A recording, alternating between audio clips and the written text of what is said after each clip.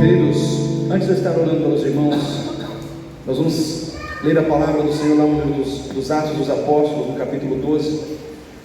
Para mim, o livro de Atos é um livro muito especial na Bíblia, porque aqui no livro de Atos nós temos o registro do nascimento da igreja, um registro histórico e bíblico ao mesmo tempo. Aqui mostra como que a igreja nasceu, no momento em que os discípulos ali se reuniram. E o que me chama a atenção é que essa igreja de Atos, que é considerada a igreja apostólica, que é considerada a igreja primitiva, que é considerada a igreja que é protótipo para todas as demais igrejas, ela nasceu na oração. Ela nasceu na oração.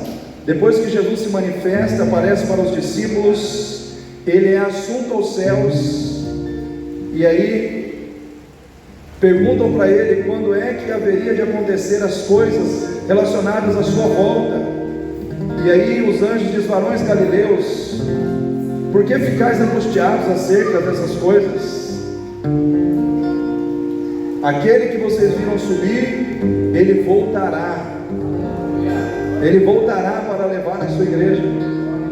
É uma certeza, não é uma possibilidade. O mesmo Jesus que veio, que morreu e foi assunto aos céus, voltará para levar uma igreja santa, uma igreja imaculada, uma igreja irrepreensível. Ele voltará, é a promessa.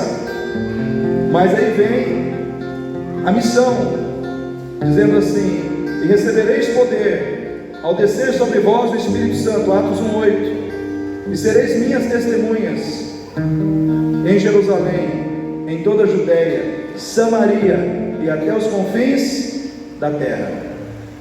Testemunha é aquele que vê e fala daquilo que viu. Testemunha é aquele que conta para os outros aquilo que ele vivenciou com Deus. Por isso que os apóstolos falam: aquilo que os nossos olhos viram, aquilo que as nossas mãos apalparam sobre o verbo da vida, nós anunciamos a vós. Tivemos a honra de andar com Deus vivo.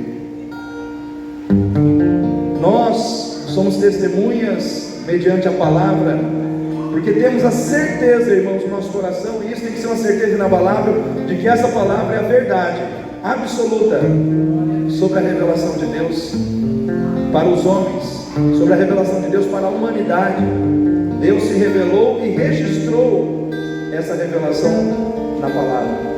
Hoje nós temos essa revelação, e quando nós trazemos essa revelação para dentro de nós, nós começamos a palpar, nós começamos a ver aquilo que os apóstolos viram. É como se o Senhor começasse a se materializar na nossa vida pelo poder da palavra. Amém? E a igreja de Atos, irmãos, ela é a igreja pura de Cristo. Porque se você vai lá, naquela época não tinha Batista, Assembleia de Deus, Presbiteriana, Sara Nossa, não tinha nenhuma nomenclatura dessas. Só existia a igreja de Jesus. Hoje existem várias denominações e nomenclaturas, mas louvado seja Deus por todas aquelas que seguem o mesmo princípio de fé e têm a Bíblia como a sua regra de fé e de prática. Não importa o nome da denominação, importa que nós estamos em Cristo, e Cristo está em nós. Amém, irmãos? E Cristo está em nós.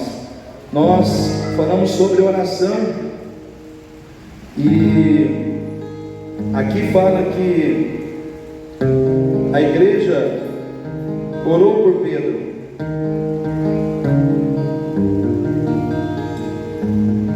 Atos capítulo 12.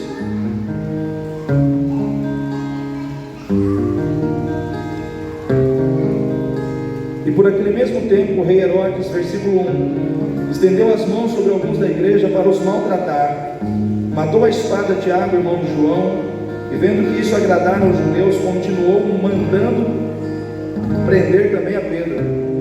E eram os dias dos ázimos. Os ázimos significa que também eram os dias da Páscoa, né? Porque havia a festa dos pães ázimos, que estava relacionada à festa da Páscoa. E havendo prendido, o encerrou na prisão entregando a 4 quaternos de soldados para que o guardassem, querendo apresentá-lo ao povo depois da Páscoa. Aqui nós temos agora a confirmação sobre a Páscoa. Pedro, pois, era guardado na prisão, mas a igreja, olha só, a igreja fazia contínua oração por ele a Deus.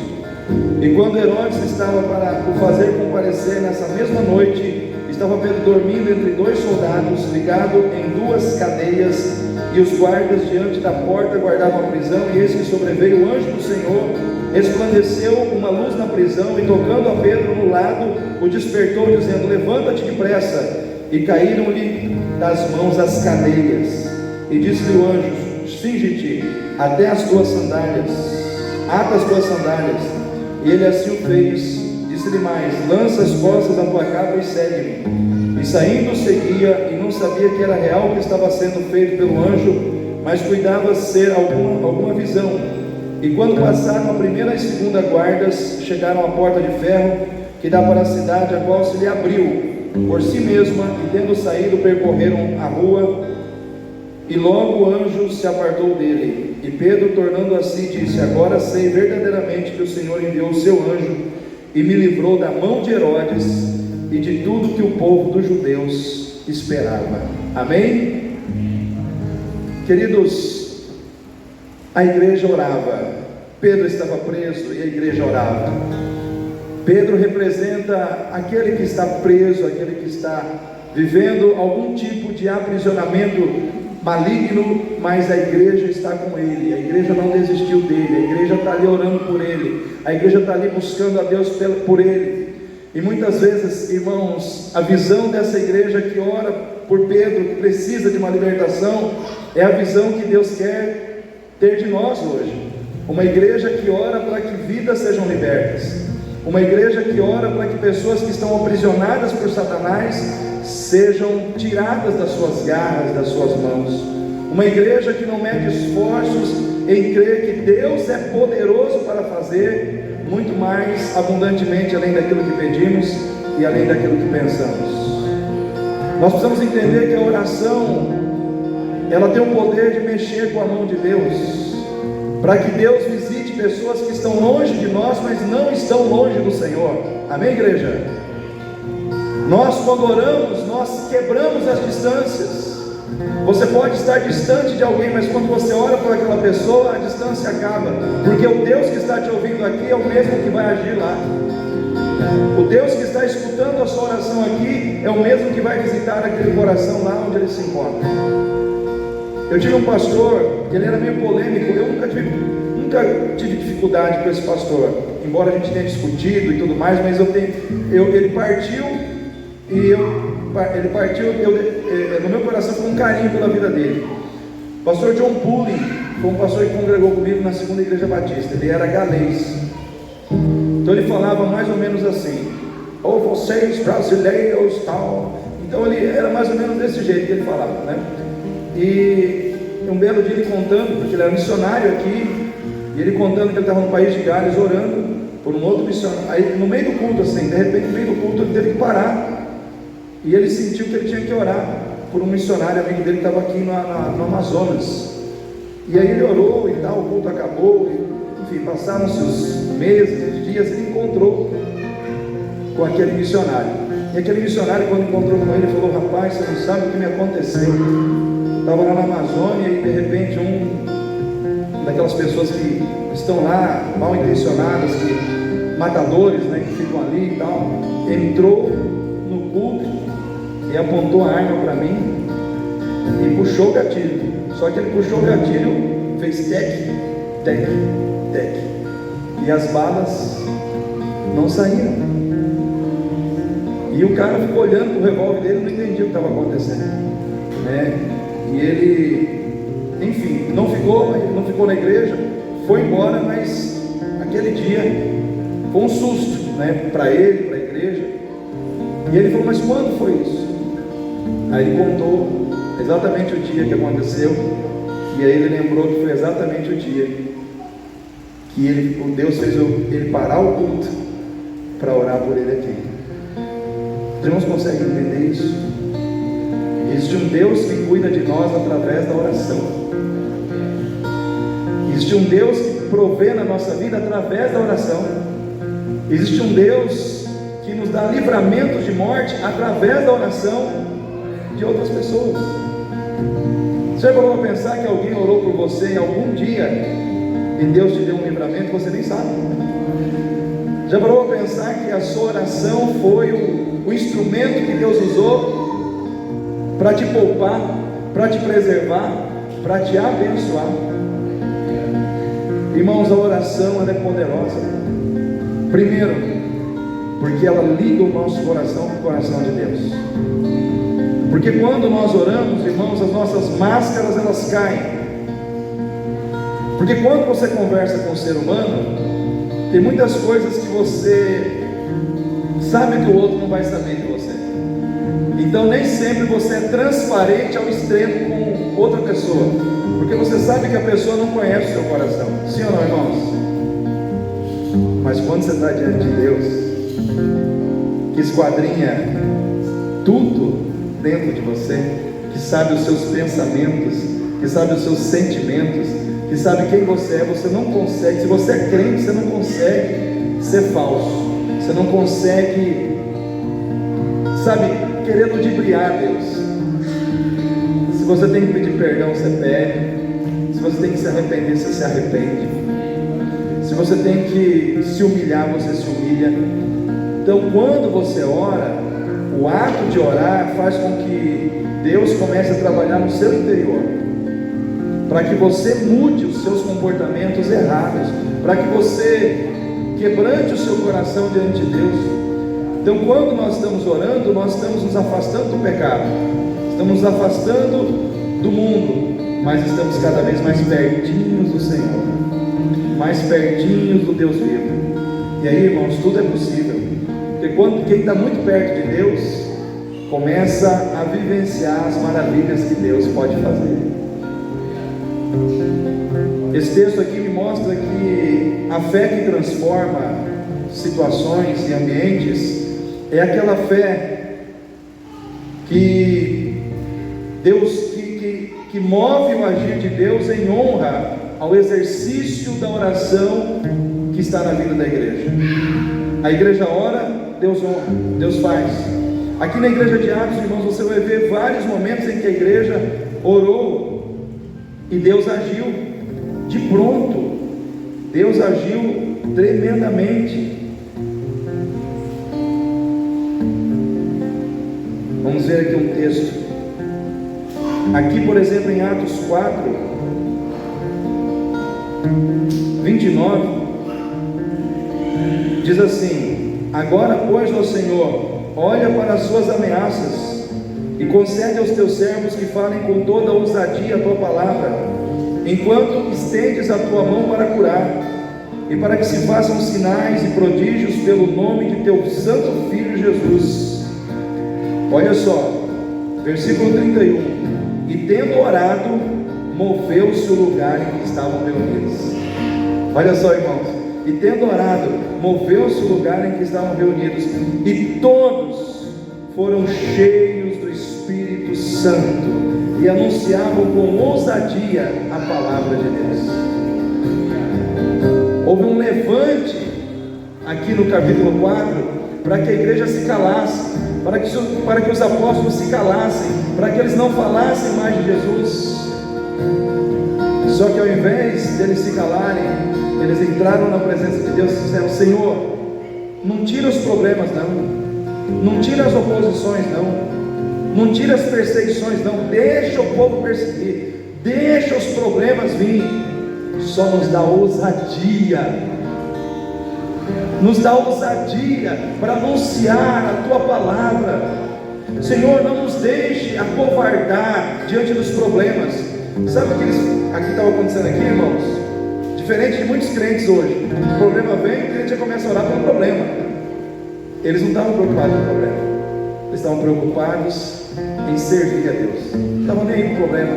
Deixa o problema, deixa a perseguição vir, deixa o Herodes vir, deixa Roma vir. Só nos dê ousadia para que nós possamos anunciar a Tua palavra, enquanto o Senhor estende a mão e vai curando todos os enfermos, enquanto o Senhor estende a mão e vai liberando milagres e cura sobre aqueles que precisam dos milagres e das curas que o Senhor vai operar.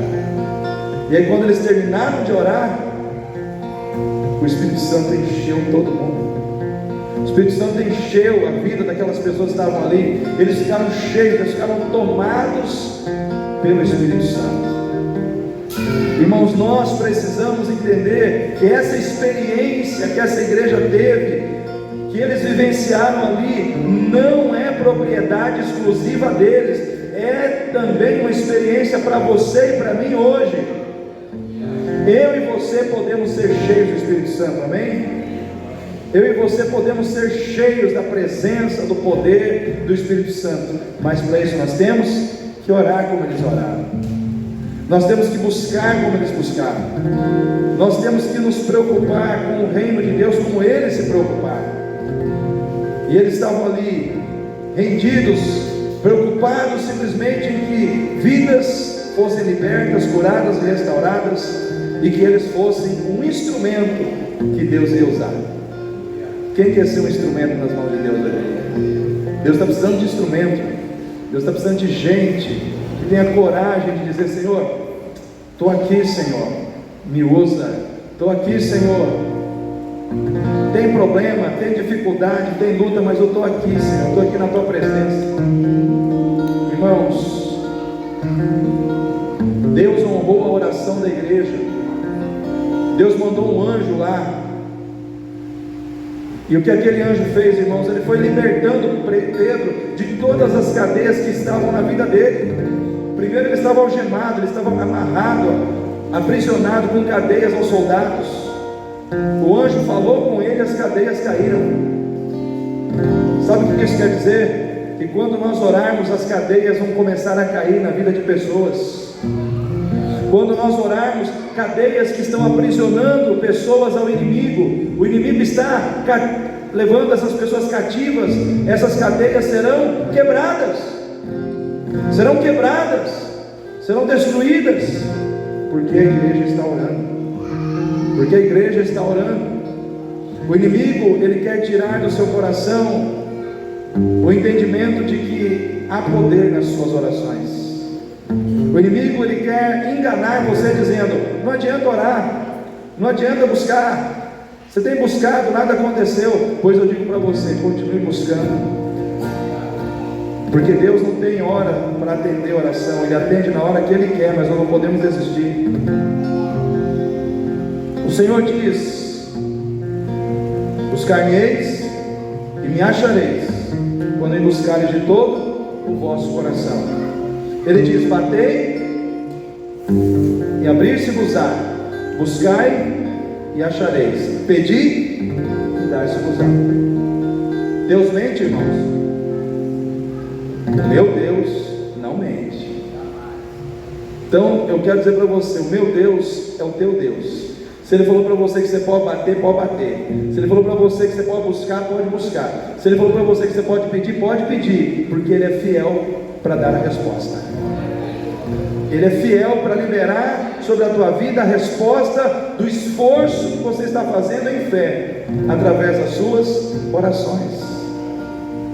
A oração da igreja é poderosa, irmãos.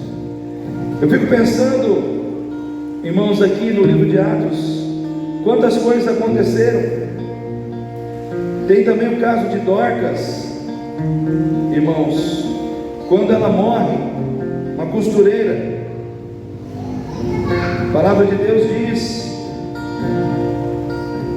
que aquela mulher morreu, e ela, aos olhos de muitos ali, era uma costureira. Talvez muitos não dessem muito valor a uma costureira, mas Deus dava. Eu não estou achando aqui, depois alguém achar e me fala onde está aqui para me ler. Mas a história é a seguinte: Dorcas morreu, e aí as pessoas começaram a chorar, porque aquela mulher, irmãos, embora fosse uma mulher simples, ela costurava. Então, existe honra para as costureiras na Bíblia, viu, Diego? Dorcas foi uma mulher que ela conquistou honra diante de Deus e das pessoas através da sua postura. Porque aquela mulher, quando ela se converteu a Cristo, ela pensou assim: eu não sei pregar, eu não sei dar aula, eu não sei fazer isso ou fazer aquilo que os apóstolos fazem, mas eu sei costurar. Ela falou: a minha agulha e a minha linha serão um instrumento para servir ao Senhor. O que ela fazia? As pessoas que eram pobres e que vinham do mar, pescadores com roupas rasgadas, traziam tudo para ela. Ela costurava de graça, por uma questão de amor, servindo a Deus. O que aconteceu? Quando aquela mulher partiu, as pessoas não queriam que ela partisse, e começaram a chorar, e começaram a pedir: Senhor, nós não aceitamos a morte dessa mulher. E aí mandaram chamar a Pedro, e aí Pedro veio e colocou as mãos sobre ela, e ela, debaixo da oração, debaixo do poder da oração e da fé que Deus havia colocado no coração de Pedro, Deus trouxe de volta aquela mulher à vida. Oi?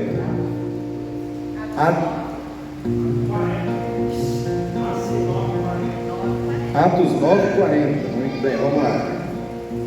A partir de 32. E aconteceu que, passando Pedro por toda parte, veio também aos santos que habitavam em Lida, e achou ali certo homem chamado Enéas,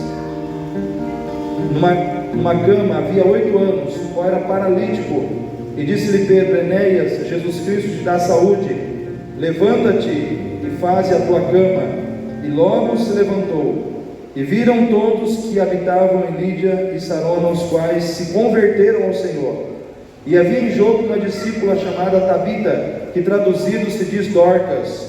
Esta estava cheia de boas obras e esmolas que fazia. E aconteceu naqueles dias que, enfermando ela, morreu. E tendo-a levado, depositaram num quarto alto. E como Lida era perto de Jope, ouvindo os discípulos que Pedro estava ali, lhe mandaram 2 homens, rogando-lhe que não se demorasse em vir ter com eles. E levantando-se Pedro, foi com eles, e quando chegou, o levaram ao quarto alto, e todas as viúvas o rodearam, chorando, mostrando as túnicas e roupas que Dorcas fizera quando estava com elas. Olha só, chorando e mostrando as túnicas e as roupas que Dorcas fizera quando estava com elas. Mas Pedro, fazendo sair a todos, pôs-se de joelhos, e o que ele fez, irmãos? Ele orou, e voltando-se para o corpo, disse: Tabita, levanta-te. E ela abriu os olhos, e vendo a Pedro, assentou-se. E ele, dando-lhe a mão, levantou, e chamando os santos e as viúvas, apresentou-lhe viva. Amém, igreja? Alguém que estava diante de uma pessoa que aparentemente era um caso perdido para a medicina, perdido, irmãos, para os recursos humanos, perdido, irmãos, em vários aspectos. Estava perdida para a capacidade humana, mas não estava perdida para Deus. Ele se ajoelhou diante de alguém que estava perdido pela morte, e orou, e a sua oração resgatou, restaurou, reviveu aquela pessoa. Talvez na sua vida existam pessoas que estão perdidas para você, mas não estão perdidas para Deus. Amém, irmãos? Nós, como pais, temos uma responsabilidade de muitas vezes nos ajoelharmos, como Pedro fez, ao lado da cama dos nossos filhos, e começar a profetizar e dizer: em nome de Jesus, toda a morte espiritual que está em você, eu ordeno que saia da sua vida. Nós temos essa autoridade, amém, irmãos? Se você crer e tomar posse pela fé da unção, do poder que está sobre a tua vida, quando você se ajoelhar diante de alguém que está morto espiritualmente, e começar a repreender a morte espiritual que está na vida daquela pessoa, para que a vida que há em Cristo entre naquela vida. Irmãos, muitas coisas maravilhosas podem começar a acontecer, que vão surpreender o teu coração, porque há poder na oração do justo. Amém?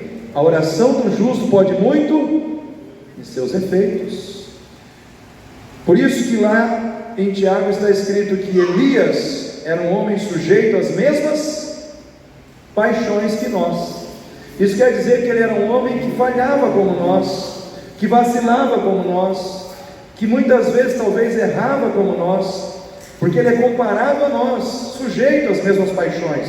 Ou seja, o coração dele era tentado por paixões como o seu coração e o meu são, como o seu coração e o meu também é.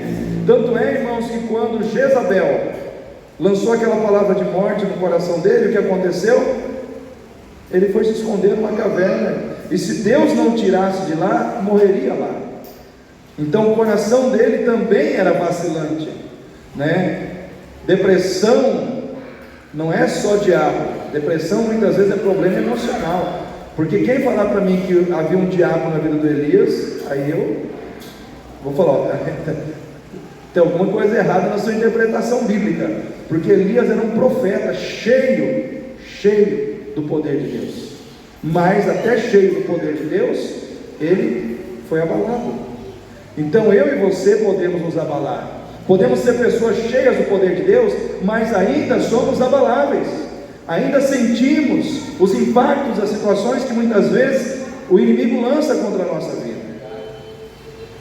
E diz assim, que Elias, sujeito às mesmas paixões que nós, ele orou por 3 anos e meio, não choveu.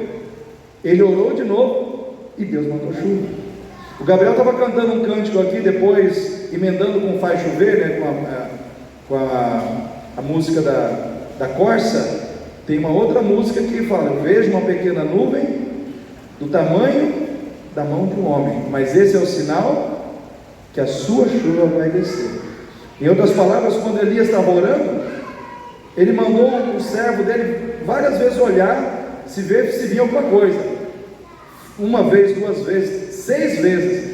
Na 7ª vez, o servo dele foi e falou: olha, não é que eu vejo uma pequena nuvem do tamanho da mão de um homem? Elias falou: esse é o sinal, prepara os carros, porque a grande chuva de Deus vai descer. Mas ele teve que orar 7 vezes, se ajoelhar. Ele foi a primeira vez, orou, nada. Segunda vez, nada.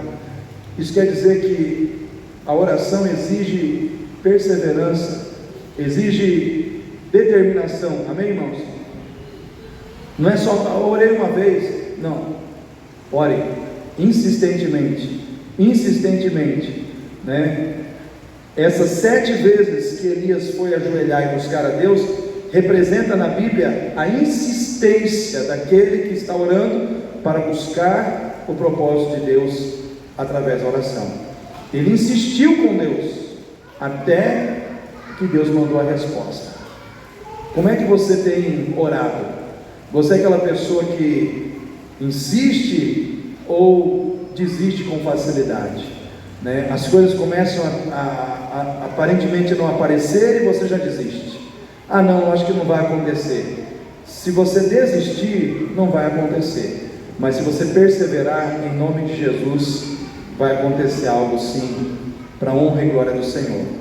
Mas você não pode desistir. Amém, irmão? A fé que transforma as coisas, é aquela que Deus honra, respondendo o exercício da oração que está acontecendo na vida dos crentes. Crente que ora vai ver Deus agir, crente que ora vai ver Deus operar, crente que não ora não vê nada. Por quê? Porque se você não ora, você está dizendo a Deus que você resolve. Sim ou não, irmãos? Quando eu não oro, sabe o que eu estou dizendo para Deus? Deixa comigo, Senhor, aqui está tudo dominado, aqui eu resolvo. Aí Deus olha e fala: então tá, então vai. E aí não resolve. Às vezes Deus permite situações de angústia na tua vida só para Ele ver você chorando e se derramando em lágrimas. Essa semana eu vi o pastor Hernandes Dias Lopes falando sobre aquela mulher que foi atriz, uma loira, esqueci o nome dela, Karina Bach.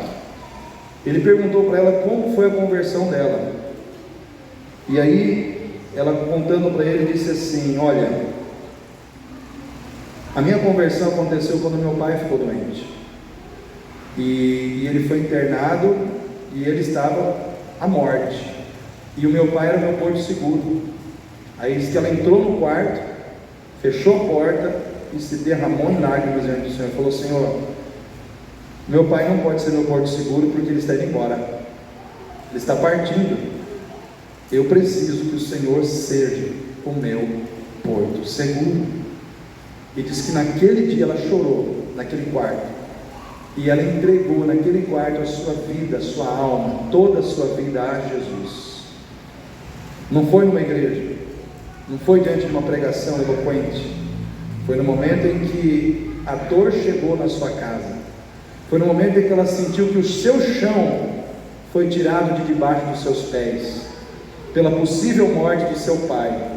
Então ela entrou ali, ela já conhecia a mensagem do Evangelho, mas ainda não tinha se entregado.